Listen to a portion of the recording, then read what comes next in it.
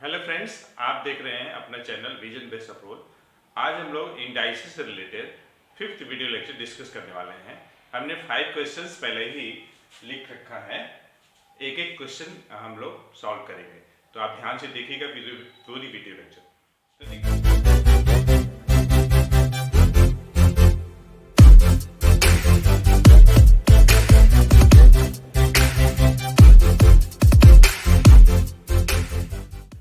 तो देखिए, जो फर्स्ट क्वेश्चन है आपका, under root x to the power -1 into y into under root y to the power -1 into z into under root z to the -1 into x. देखिए, ये 3 quantities हैं और तीनों क्वांटिटीज पे अलग अलग रूट लगा हुआ है।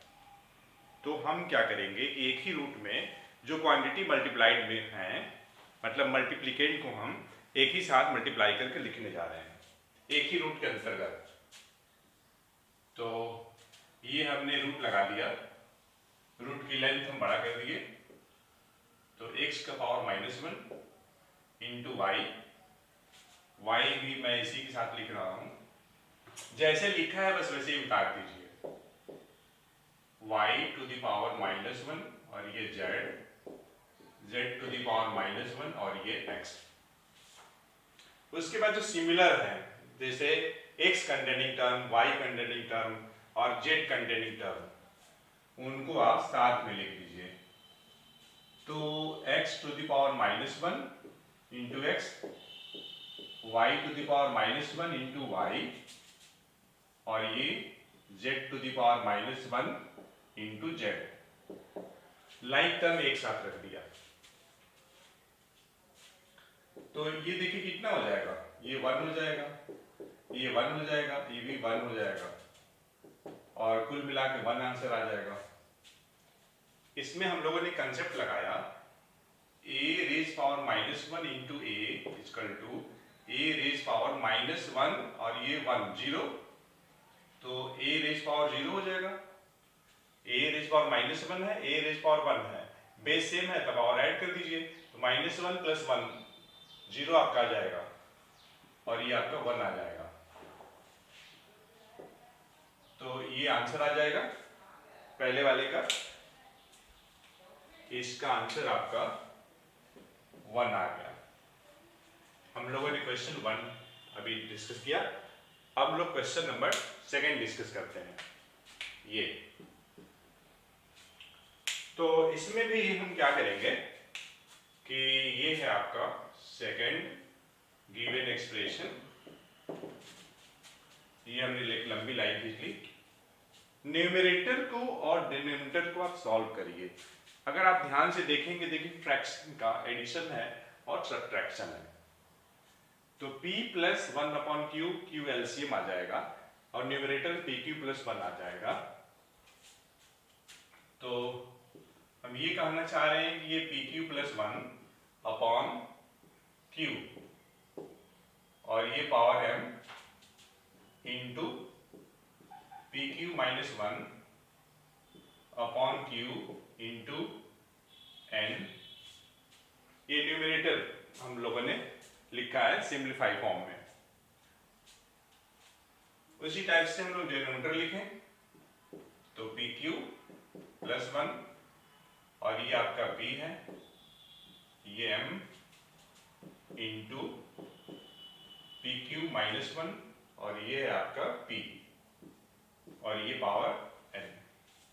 ये देखिए देखने में थोड़ा भारी भरकम लग रहा है, तो आप क्वेश्चन देख करके घबराए नहीं, आप उसको अच्छे से समझें और जितनी जो हो सकता है उस लेवल तक आप उसको सिंप्लीफाई करें। क्योंकि ये देखिए इवेलुएट है, ये जो क्वेश्चंस हैं 1 2 3 ये इवेलुएट से रिलेटेड है, मतलब उनको आप सिंप्लीफाई करना है। इवेलुएट लिखा रहे या सिंप्लीफाई लिखा रहे, मतलब वही है, जितना हो सके आपको सिंप्लीफाई करना है। तो देखिए जरा ध्यान से क्या लिख सकते हैं हम लोग।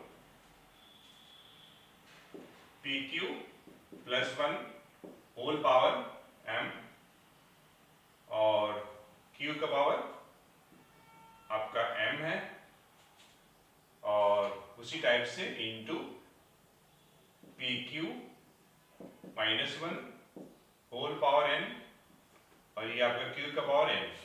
हमने पहले न्यूमरेटर कैसे लिख लिया है, ये देखिए डिवीजन लाइन है, तो मैं इंटू कर रहा हूं और इस डिनोमिनेटर वाली क्वांटिटी को हम रेसिप्रोकल लेके लिख रहे हैं। कैसे देखिएगा, p का पावर m और मैं इसको लिख रहा हूं pq प्लस 1 और ये होल पावर m इंटू ये देखिए न्यूमरेटर में जाएगा और ये pq माइनस 1 और ये पावर ये ध्यान से देखिए pq plus 1 whole power m यहाँ भी है, pq plus 1 whole power m यहाँ भी है, pq minus 1 whole power n ये -1 है और यहाँ भी pq minus 1 whole power n, तो ये आपका कैंसिल हो जाएगा, ये भी कैंसिल हो जाएगा। अब ध्यान से देखिए क्या बचा, न्यूमरेटर में देखिए p power m into p power n, base same है, बीच में इंटू है, इसका मतलब ये हुआ कि पावर ऐड हो जाएगा। इन ए जस्ट सिमिलर मैनर डिनोमिनेटर में देखिए q power m into q power n है, बेस सेम है इसलिए पावर ऐड हो जाएगा। बेस अगर सेम है मतलब a का पावर x इंटू a का पावर, या x की जगह पे कोई और ले लेते हैं, मान लीजिए मैं m ले लेता हूँ और ये n ले लेता हूँ, तो बेस सेम है तो पावर ऐड हो जाएगा।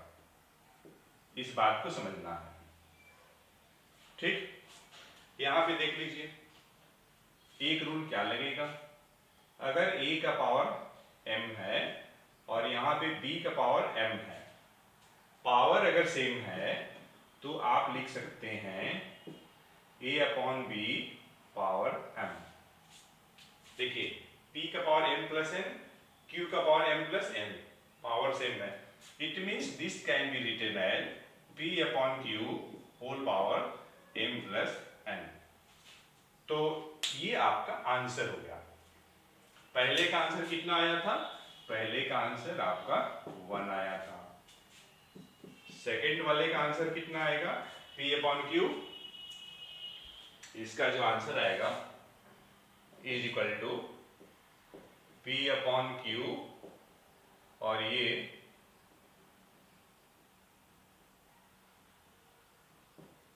पावर आपका आएगा m प्लस n आ जाएगा। देखिए p upon q whole power m plus n, okay, ये आपके सेकंड वाले का आंसर आ गया। तो इस टाइप से अब हम लोग क्या करेंगे, थर्ड करेंगे। मैं थोड़ा साइड में जा रहा हूं, आप चाहे तो नोट डाउन कर सकते हैं, ठीक है। अब मैं क्वेश्चन थर्ड करता हूं, तब तक आप क्वेश्चन ध्यान से पढ़िए।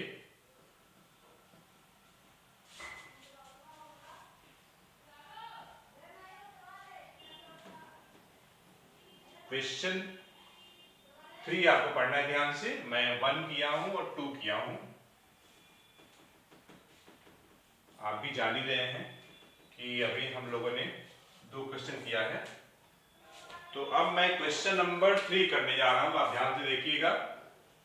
और यहां भी देखिए कैसे लिखा हुआ है, रूट में देखिए BC लिखा हुआ है, x upon b upon x raise power b upon x raise power c into x raise power c upon x raise power a into x raise power a upon x raise power b। और साथ ही साथ देखिए ये short sign के अंतर्गत BC लिखा है, यहाँ पे CA लिखा है, यहाँ पे AB लिखा हुआ है शॉर्ट साइन के अंतर्गत। तो सबसे पहले तो आपको ये समझना होगा कि अगर शॉर्ट साइन में कुछ लिखा हुआ है, अब मान लीजिए कि यहाँ पे रेडिकेंड A है, इसका मतलब ये है a होल पावर 1/n। इस बात को आपको समझना है, यहाँ पे n ऑर्डर है, a आपका रेडिकेंड है शॉर्ट का। तो हम लोग देखिए क्या लिखेंगे, अच्छा रेडिकेंड को आप पहले सॉल्व कर लीजिए, x raise power b upon x raise power c को आप क्या लिखेंगे, बाय लॉ ऑफ इंडाइसिस आप लिखेंगे x raise power b minus c। यहाँ x raise power c minus a, यहाँ पे लिखेंगे x raise power a upon b, x raise power a minus b लिखेंगे। तो मैं डायरेक्ट लिख रहा हूँ, गिवन एक्सप्रेशन जो है आपका GE x raise power b minus c और whole power 1 upon b c into x raise power c minus a whole power 1 upon c a into x raise power a minus b और ये whole power 1 upon a b. ठीक है, हमने लिख दिया। अब देखिए पावर के ऊपर पावर, तो पावर में मल्टीप्लाई हो जाएगा। तो कहने का मतलब ये है कि x raise power b c upon x raise power b minus c upon b c into x raise power c minus a upon c a into x raise power a minus b upon a B.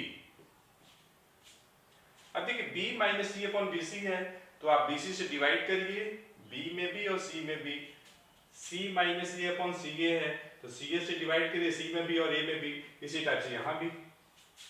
तो कुल मिलाकर के आपको क्या मिलेगा, यहाँ मिलेगा 1 upon सी, यहाँ मिलेगा 1 अपॉन बी और यहाँ मिलेगा 1 upon A minus 1 upon C और यहाँ मिलेगा 1 अपॉन बी माइनस 1 अपॉन ए। बेस सेम है तो पावर ऐड हो जाएगा। तो पावर यहाँ पे 1 upon C minus 1 upon B और यहाँ पे है 1 upon A minus 1 upon C और यहाँ पे है 1 अपॉन बी माइनस 1 अपॉन ए।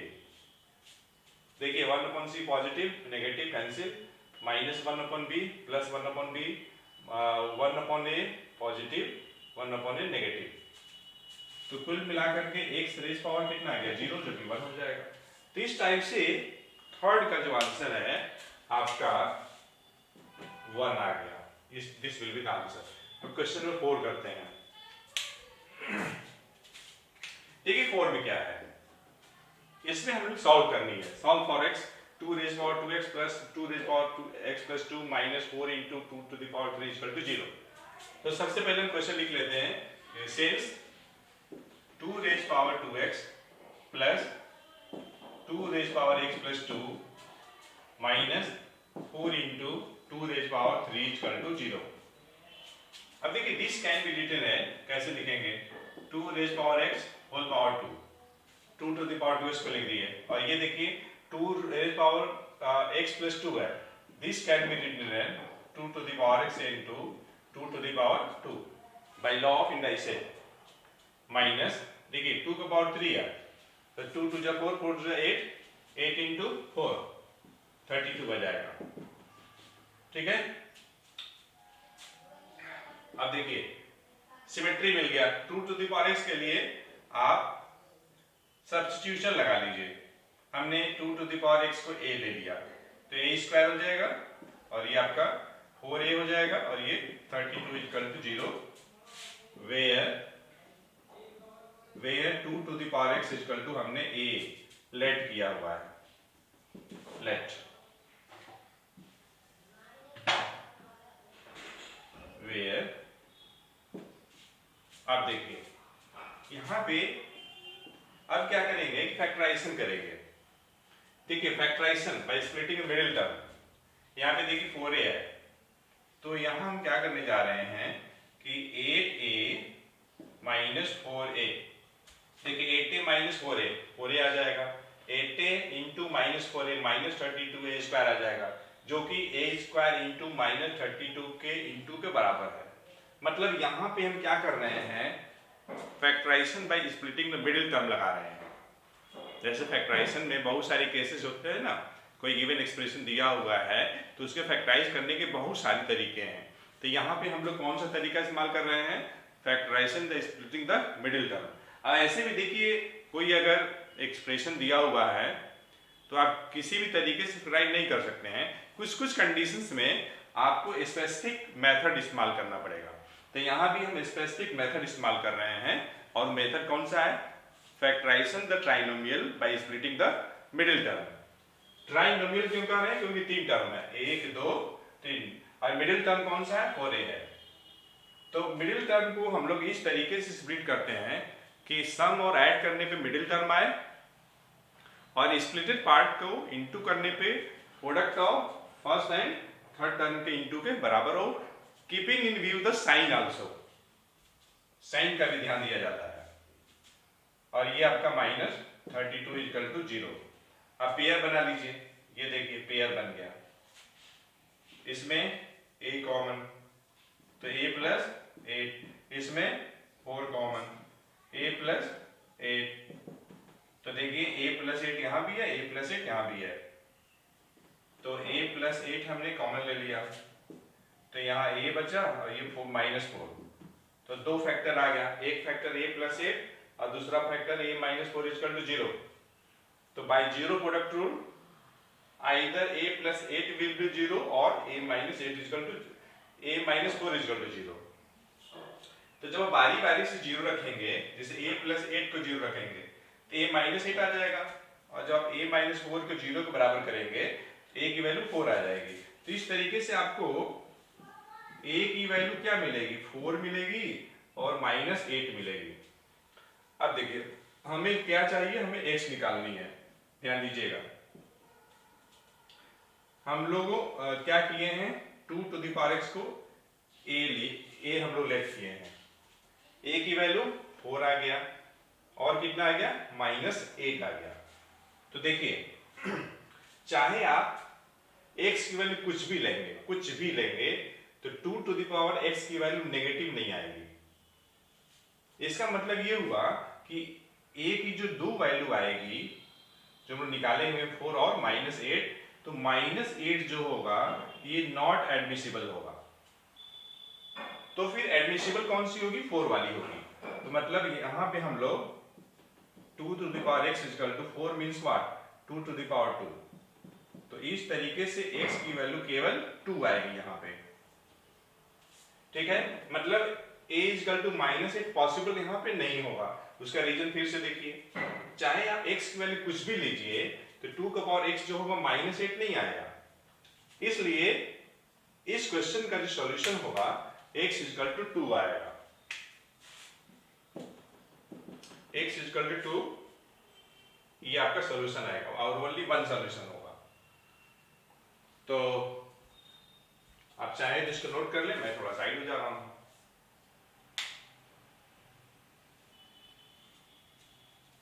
चलिए अब हम लोग क्वेश्चन 5 करेंगे।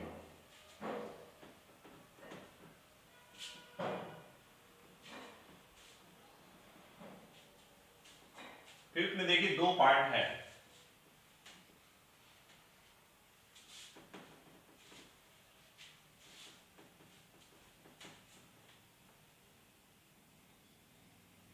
ध्यान से पढ़िए दोनों पार्ट, तब तक मैं इरेज कर रहा हूं।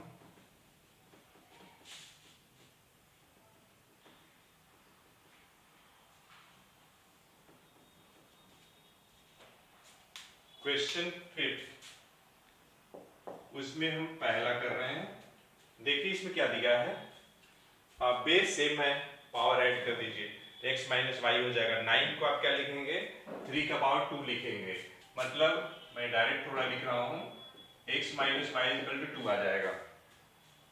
यहां से यहां पे देखिए 4 का पावर -x है, 2 स्क्वायर होल पावर -x, मतलब 2 का पावर -2x आ जाएगा। तो दूसरा जो इक्वेशन आपका आएगा y माइनस 2x बराबर -3 आ जाएगा। देखिए -3 कैसे हुआ? 1/8 को क्या लिखेंगे? 1/2 का पावर 3, जो कि न्यूमरेटर में जाके 2 का पावर -3 हो जाएगा। अब इसी को देखिए सॉल्व कर देना है। तो ठीक है, सॉल्व कर लीजिए जैसे में वैसे। मान लीजिए ये फर्स्ट है, ये सेकंड है, ये कुछ और नहीं है, ये साइमल्टेनियस इक्वेशंस है 2 वेरिएबल्स का। तो साइमल्टेनियस इक्वेशन ऑफ 2 वेरिएबल्स को सॉल्व करने के लिए आपके बहुत सारे मेथड्स हैं। बाय इक्वेटिंग कोएफिशिएंट है, क्रॉस मल्टीप्लिकेशन है, सब्स्टिट्यूशन मेथड है। तो आप जैसे मन वैसे सॉल्व कर सकते हैं, कोई कंडीशन नहीं है। तो मैं इसको अपने हिसाब से सॉल्व कर रहा हूं। हम क्या करने जा रहे हैं कि इसमें हम 2 से इंटू कर दे रहे हैं। तो पहले वाली इक्वेशन में तो कितना मिल जाएगा, ये हो जाएगा -2y, y कंटिन्यूइंग टर्म को मैं पहले लिख दे रहा हूं, और ये 2x और ये 4 हो जाएगा। अब मैं इसको ऐड कर दे रहा हूं, तो ऐड करने पे देखिए क्या हो जाएगा, ऑन एडिंग तो प्लस -2x और ये +2x कैंसिल हो जाएगा, y और ये -2y है तो -y आ जाएगा, -3 और ये +4 है तो ये 1 हो जाएगा। तो इस टाइप से y की वैल्यू कितनी हो गई, -1 आ गई। आपको क्या चाहिए, आपको x चाहिए, तो आप किसी में रख लीजिए, चाहे फर्स्ट में चाहे सेकंड में। तो चलिए मैं फर्स्ट में ही रख देता हूं। तो फ्रॉम फर्स्ट हमें क्या चाहिए, x चाहिए, तो x बराबर 2 + y, y की वैल्यू कितनी आई है, -1 आई है, तो 2 और ये प्लस y की वैल्यू -1, तो 2 - 1 तो आपका 1 आ जाएगा। तो इस तरीके से x की वैल्यू 1 हो गई और y की वैल्यू -1 आ गई। तो ये आपका आंसर हो गया। तो मैं इसमें लिख देता हूं, पहले पार्ट का आंसर आ गया, x की वैल्यू 1 और y की वैल्यू -1। ठीक, अब देखिए हम लोग करते हैं, हम लोगों ने क्वेश्चन नंबर 5 का ए पार्ट किया, अब बी पार्ट किया जाए। ध्यान से देखिएगा, बी आप अपने हिसाब से भी सॉल्व कर सकते हैं इक्वेशंस को, जैसे मन वैसे। ये देखिए 3x दिया है और ये y² लिखा है, एंड y⁻x = 9। तो ये जो सॉल्यूशन था आपका, ये पहले पार्ट का सॉल्यूशन है, मैं इसको अलग कर दे रहा हूं। देखिए यहां पे हम क्या करने जा रहे हैं कि अगर हमें मान लीजिए कि y⁻x है ना, अगर y चाहिए तो क्या करेंगे, 9⁻1/x हो जाएगा। एक्चुअली हम दोनों तरफ पावर 1/x रेज किए हैं, तो y⁻x whole power 1/x, x cancel हो जाएगा, इतना आ गया। अब देखिए this can be written as 9 को आप क्या लिखेंगे, 3⁻2 और ये 1/x, अगेन पावर के ऊपर पावर, तो पावर में मल्टीप्लाई हो जाएगा, 3 का पावर क्या हो जाएगा, 2/x हो जाएगा। ये आपका y आ गया। इस y की वैल्यू को आप इसमें रख दीजिए, ये फर्स्ट वाले में, ये सेकंड था आपका, ठीक है। तो using second, first can be written as, तो देखिए 3⁻x हमें y रखनी है ना, तो y की वैल्यू कितनी है, 3⁻2/x है, और ये y² है, तो स्क्वायर कर दिया, तो कितना आ गया 3⁻x, और ये देखिए 3 पावर के ऊपर पावर, तो पावर में मल्टीप्लाई, तो 4/x हो जाएगा। ध्यान से देखिएगा।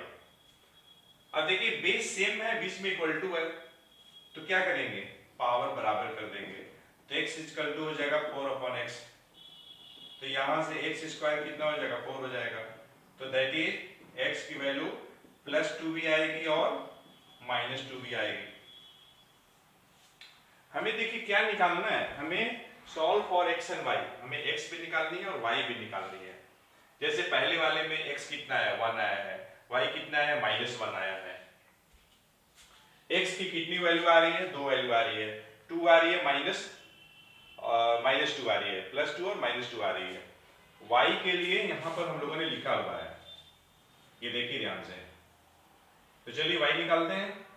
मान लीजिए हमें y चाहिए, तो y बराबर देखिए क्या होगा, 3⁻2/x है, x की वैल्यू पहले आप +2 लीजिए, तो हमने +2 ले लिया, तो 2/2 कितना हो जाएगा, 1 हो जाएगा, तो 3⁻1 मतलब 3।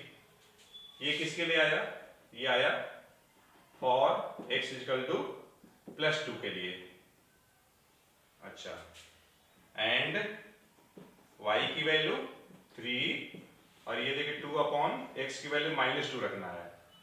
x की वैल्यू कितनी रखनी है? -2 रखनी है।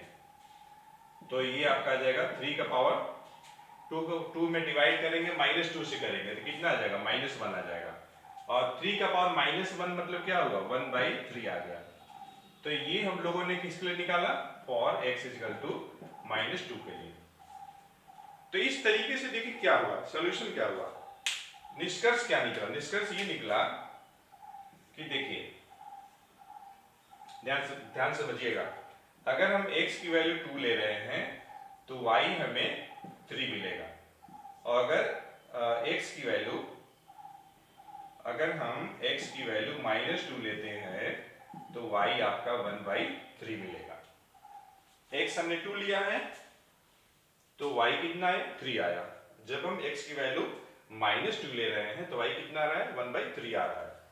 तो ये सॉल्यूशन मिल गया हम लोगों को। x अगर हम 2 लेते हैं तो y भी 3 मिलेगा, और अगर हम x की वैल्यू -2 लेते हैं तो y हम लोगों को 1/3 मिलेगा। तो फ्रेंड्स, मैं थोड़ा साइड हो जा रहा हूं, अगर आप चाहें तो नोट कर सकते हैं। तो फ्रेंड्स, हमें उम्मीद है ये वीडियो लेक्चर आपको पसंद आया होगा। तो इस वीडियो लेक्चर में इतना ही। We will meet again in the next video lecture with very conceptual topic. Thanks for watching the video lecture.